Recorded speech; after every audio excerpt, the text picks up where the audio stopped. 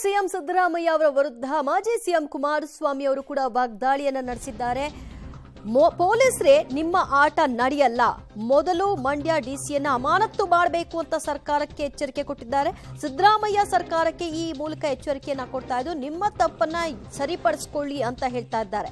ಧ್ವಜದ ಮರುಸ್ಥಾಪನೆ ಆಗಬೇಕು, ಅಲ್ಲಿಯವರೆಗೂ ನಮ್ಮ ಹೋರಾಟ ನಿರಂತರ ಅಂತ ಹೋರಾಟದ ಒಂದು ಎಚ್ಚರಿಕೆಯನ್ನು ಕೂಡ ಕೊಡಲಾಗ್ತಾ ಇದೆ. ಮಂಡ್ಯ ಡಿಸಿ ಕಚೇರಿ ಎದುರು ಪ್ರತಿಭಟನೆಯನ್ನ ನಡೆಸಿದಂತಹ ಸಂದರ್ಭದಲ್ಲಿ ಸರ್ಕಾರದ ವಿರುದ್ಧ ಮತ್ತು ಅಧಿಕಾರಿಗಳ ನಡವಳಿ ವಿರುದ್ಧ ಅವರು ಆಕ್ರೋಶವನ್ನು ಹೊರಹಾಕಿದ್ರು. ಈ ಕೂಡಲೇ ಡಿಸಿ ಅವರ ಈ ತಪ್ಪಿನಿಂದಾಗಿ ಡಿಸಿ ಅವರನ್ನ ಅಮಾನತುಗೊಳಿಸಬೇಕು ಅನ್ನುವಂತಹ ತಾಕೀತನ್ನು ಕೂಡ ಮಾಡಿದ್ದಾರೆ. ತಮ್ಮ ತಪ್ಪನ್ನ ತಿದ್ದುಕೊಳ್ಳಲಿಕ್ಕೆ ಇದೊಂದು ಸುವರ್ಣ ಅವಕಾಶ. ಮಾಡದೇ ಇದ್ದಂತಹ ಸಂದರ್ಭದಲ್ಲಿ ಇದೇ ವಿಷಯಕ್ಕೆ ಸಂಬಂಧಿಸಿದ ಹಾಗೆ ನಾವು ಹೋರಾಟವನ್ನ ತೀವ್ರಗೊಳಿಸ್ತೀವಿ ಅಂತ ಎಚ್ಚರಿಸಿದ್ದಾರೆ. ಗ್ರಾಮದಲ್ಲಿ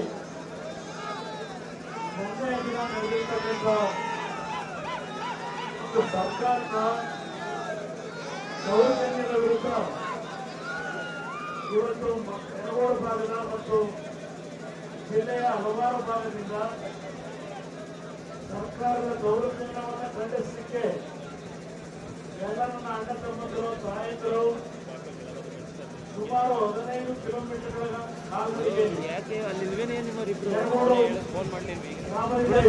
ಪಾದಯಾತ್ರೆ ಮುಖಾಂತರ ಸರ್ಕಾರಕ್ಕೆ ಎಚ್ಚರಿಕೆಯನ್ನು ಕೊಡ್ತಕ್ಕಂಥ ನಿಟ್ಟಿನಲ್ಲಿ ಬಿಜೆಪಿಯ ಮತ್ತು ಜೆಡಿಎಸ್ನ ಕಾರ್ಯಕರ್ತರಿರಬಹುದು, ನಮ್ಮ ಹನುಮಂತನ ಬಗ್ಗೆ ಇಟ್ಟಿರ್ತಕ್ಕಂಥ ನಮ್ಮ ನಾಡಿನ ಒಂದು ಸಂಸ್ಕೃತಿ, ಆ ದೇವರ ಒಂದು ಅನುಗ್ರಹವನ್ನು ಪ್ರತಿನಿತ್ಯ ನಾವೇನು ಬೇಡ್ತೇವೆ.